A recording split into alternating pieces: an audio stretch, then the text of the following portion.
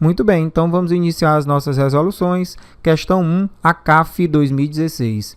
Segundo a Organização Mundial de Saúde, OMS, saneamento é o conjunto de medidas adotadas em um local para melhorar a vida e a saúde dos habitantes, impedindo que fatores físicos de efeitos nocivos possam prejudicar as pessoas no seu bem-estar físico, mental e social. Então, a figura a seguir representa o percentual da população do estado de Santa Catarina que, em 2013, teve acesso à água tratada, coleta e tratamento de esgoto. Acerca do tema, é correto afirmar que... Então, antes da gente fazer os comentários dos nossos quesitos, é importante ficarmos atentos a algumas informações. Então, a falta de água potável e de esgoto tratado facilita a transmissão de doenças que, calcula-se, provocam cerca de 30 mil mortes diariamente no mundo. A maioria delas acontece entre crianças, principalmente as de classes mais pobres, que morrem desidratadas, vítimas de diarreia causadas por micróbios. Então, a letra A, vamos ver o que é que tem aí no quesito A. A esquistossomose é uma doença causada pelo parasita Schistosoma mansoni, pertencente ao filo Nematelmintes ou no grupo dos Nematelmintos. Deixa eu marcar aqui. Pronto. Além, você vê aqui que as questões, né, esses termos que estão aqui em amarelo, eles são os pontos em que a questão ela paira aí a nossa dúvida, né? Então, vamos continuar. Além do saneamento básico, outra medida preventiva é o combate ao hospedeiro intermediário, que são os caramujos, onde o embrião presente nos ovos passa a forma larvária, que seria a cercária. Então, vocês viram aí na questão que ele citou o termo hospedeiro intermediário. O que seria realmente esse termo hospedeiro intermediário? Então, se vocês viram aí que na questão ele fala de 2 hospedeiros, né? Não, na realidade ele não fala de 2 hospedeiros, mas é o seguinte, além desse hospedeiro intermediário, temos também o hospedeiro definitivo. Qual a diferença entre o hospedeiro intermediário e o hospedeiro definitivo? Bom, o hospedeiro definitivo é o que apresenta o parasita em sua fase de maturidade ou em fase de reprodução sexuada. Já o hospedeiro intermediário é aquele que apresenta o parasita em sua fase de larva ou de reprodução assexuada. Então, lá nos caramujos, isso é verdadeiro, né? Lá nos caramujos a gente vai encontrar esse verme, a esquistossomose, né? Na forma de...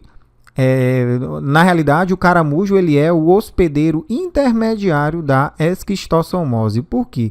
Porque o hospedeiro definitivo, nesse caso, seria o homem, pois lembre-se, é lá que o parasita ele vai estar na sua fase madura, né, ou em fase de reprodução sexuada. Então, dando continuidade aí às nossas discussões, esse quesito ele é falso, pois a esquistossomose é uma verminose causada pela infestação de vermes não nematelmintos, mas sim platelmintos trematódios, do gênero Schistosoma. Então, ele não é um nematoda, como a questão afirma. Este verme, ele parasita as veias do fígado e do intestino no ser humano. Informação importante também, os platelmintos possuem o corpo mais achatado e possuem aproximadamente 15 mil outras espécies. Nem todas elas causam danos à vida de uma pessoa, mas ajudam um pouco, né? Eles possuem o sistema digestório incompleto. Deixa eu colocar lá no quadro branco para vocês, que aí a gente faz a diferença entre os nematelmintos e os platelmintos. Então, os platelmintos versus nematódios. Então, os platelmintos, eles têm o sistema digestivo incompleto. Já os nematódios possuem o sistema digestivo com boca e ânus. Então, o sistema digestivo deles é completo. Então, eles possuem o sistema digestivo incompleto, pois não possuem ânus, né? Então, isso é uma das características que diferenciam os platelmintos dos nematódios. Uma outra diferença também estrutural, né, física, seria que o corpo dos platelmintos é achatado. Já no caso dos nematódios, eles são mais circulares. Um exemplo bastante conhecido seria a tênia. Bastante conhecido, né? Já esses nematódios, eles possuem esse corpo cilíndrico e também possuem a estrutura digestiva completa, por possuir, lógico, né, ânus, boca e ânus. E eles não habitam apenas a água, também habitam a terra, né? O exemplo mais conhecido de nematódio seria quem? A lombriga. Este nome é originado do nome científico dela, Ascaris lumbricoide. Então, a lombriga é um exemplo de nematódio, pois tem o sistema digestivo completo e seu corpo é circular, diferentemente dos platelmintos. Então, lembrando aí, voltando na questão, que a esquistossomose, ela não é um nematelminto, e sim um platelminto. Então, esse quesito ele é falso. A gente pode falar outras coisas também. O ciclo de vida deste invertebrado, da esquistossomose, inicialmente, o ovo contido nas fezes de uma pessoa contaminada é depositado em ambientes aquáticos e se transforma em uma larva aquática ciliada denominada miracídio. Esta fase ela dura aproximadamente uns de 2 a 5 dias. Então, a primeira fase seria, ele vai estar lá parasitando o fígado. Em seguida, vai ser liberado para o ambiente, nas fezes. E esse platelminto ele vai estar na forma de uma larva, né, que no caso seria o miracídio. Em seguida, ele se instala temporariamente em um tipo específico de caramujo, que seria do gênero Bionfalaria. Em seguida, esse miracídio, essa larvinha, ela vai sofrer modificação e vai se transformar em uma outra larva chamada de cercária. A fase de desenvolvimento dessa cercária dura aproximadamente uns 15 dias. A próxima etapa seria o quê? As cercárias elas penetram ativamente através da epiderme de uma pessoa, principalmente aquelas pessoas que vivem próximos a rios, que tomam banho em rios contaminados, né? E aí elas acabam contaminando novamente o indivíduo, fechando aí o ciclo, né? Após a penetração, as larvas atingem a corrente sanguínea por onde elas são transportadas até o intestino e o fígado, fixando-se aí por meio de ventosas e se reproduzindo sexuadamente. Então, nesse caso, lembre-se que o homem é o hospedeiro o quê? Definitivo. E o caramujo é o hospedeiro. Pronto. E o caramujo é o hospedeiro intermediário. Certo? Intermediário. Muito bem. Então, fecha-se assim o ciclo de vida da esquistossomose. Deixa eu desenhar para vocês aqui.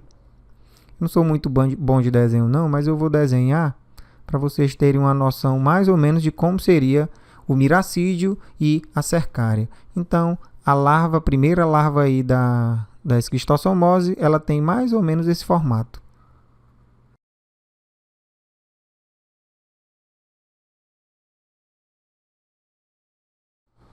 Pronto, então esse é o miracídio e esse é a cercária.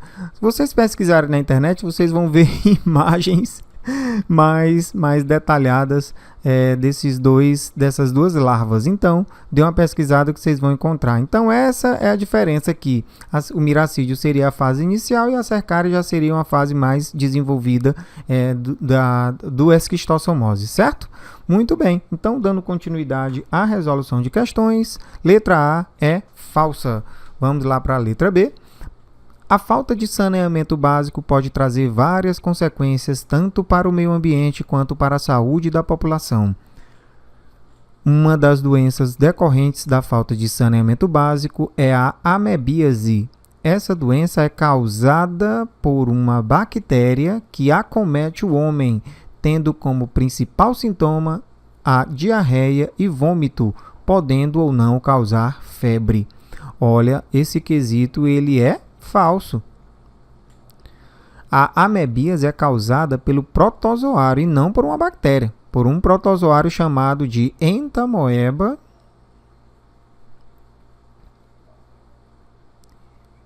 histolítica. A forma de contaminação desse protozoário se dá de forma direta, ou seja, não envolve um vetor. Então, lembrando também que, eu vou colocar lá no quadro, vou apagar esse desenho e vou fazer outro desenho aqui que seria a nossa ameba. Então, a ameba ela tem uma estrutura corpórea mais ou menos parecida com isso, aqui é o núcleo, tá? Então, a nossa ameba ela é um protozoário. A primeira etapa da contaminação desse tipo de organismo ocorre pela ingestão de cistos. Então, esses cistos são formas resistentes do protozoário e é uma forma que eles adquiriram, né, de se proteger das condições desfavoráveis do ambiente juntamente com a água e alimentos eles vão, né, entram em contato com o nosso corpo, né, nós ingerimos, o indivíduo ingere esse organismo juntamente com água ou alimentos contaminados. Em seguida, a ameba passa pelo estômago, resistindo à ação de sucos gástricos, chega ao intestino delgado, onde ocorre o desencistamento, de onde migram para o intestino grosso, onde se colonizam. Em geral, eles ficam aderidos à mucosa do intestino, alimentando-se de detritos e bactérias. Em determinada condição, invadem a mucosa intestinal, dividindo-se ativamente no interior das úlceras, dos ferimentos e podem, através da circulação, atingir outros órgãos. A liberação de sangue juntamente com as fezes é consequência da ruptura de vasos sanguíneos na mucosa intestinal. Os sintomas mais comuns da amebíase são disenteria aguda, com muco e sangue nas fezes, náuseas, vômito, cólicas intestinais. Em certos indivíduos, no entanto, pode ser assintomática. Existem casos em que a ameba pode passar a parasitar outras regiões do organismo, causando lesões no fígado, pulmões e, mais raramente, no cérebro. Então, indo para a nossa questão, a letra B ela é falsa, pois ela não é causada por uma bactéria, mas sim por um protozoário. Tudo certo? Muito bem. Letra C. Esse quesito ele é verdadeiro.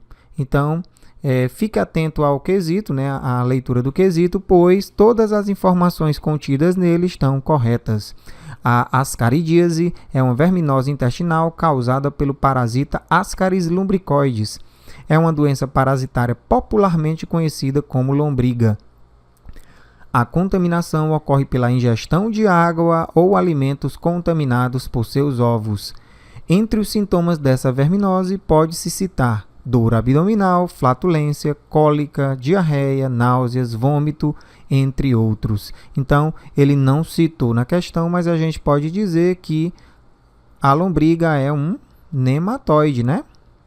Corpo cilíndrico e sistema digestivo completo. Então, quesito letra C é verdadeiro.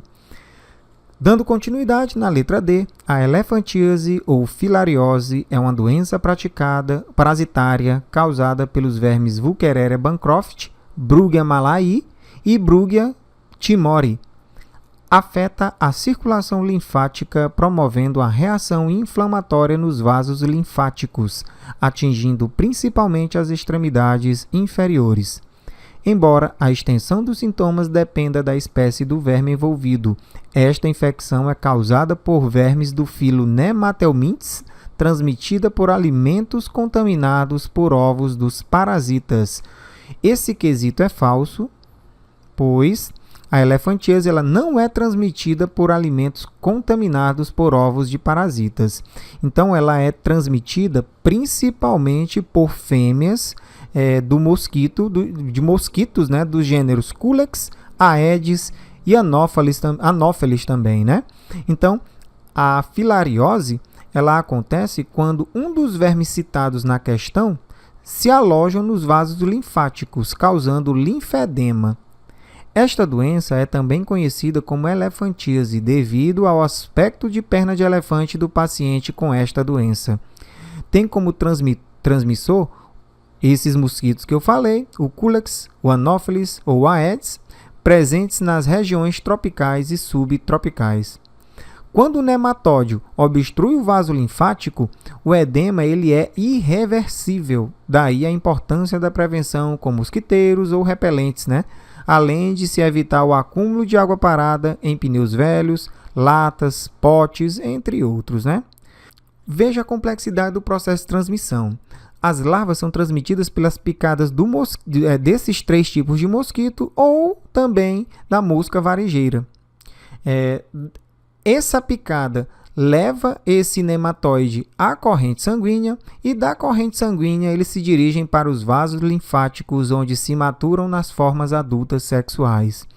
Após cerca de 8 meses de infecção inicial, começam a produzir microfilárias que surgem no sangue, assim como em muitos órgãos. O mosquito ele é infectado quando pica um ser humano doente. Então ele suga o sangue lá da pessoa e nesse sangue está contaminado com com a filariose, né?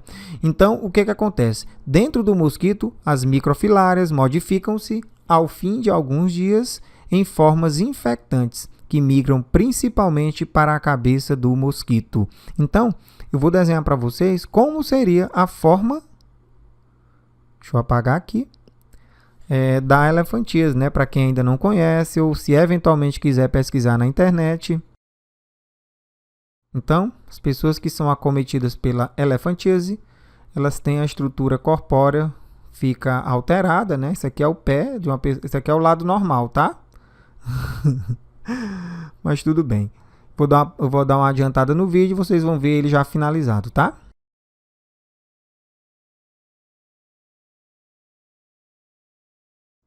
Pronto, então vocês podem ver que aqui seria uma forma ilustrativa, né, da elefantíase, tá bom? Então, vocês podem inclusive pesquisar, lembrando também que a elefantíase ela não acomete apenas os órgãos inferiores, ela também pode acometer os membros superiores, não é? Muito bem, então voltando à questão, o quesito é errado, pois ela não é transmitida por alimentos, como a gente mostrou, né? Ela é transmitida através da picada de insetos. Tudo certo?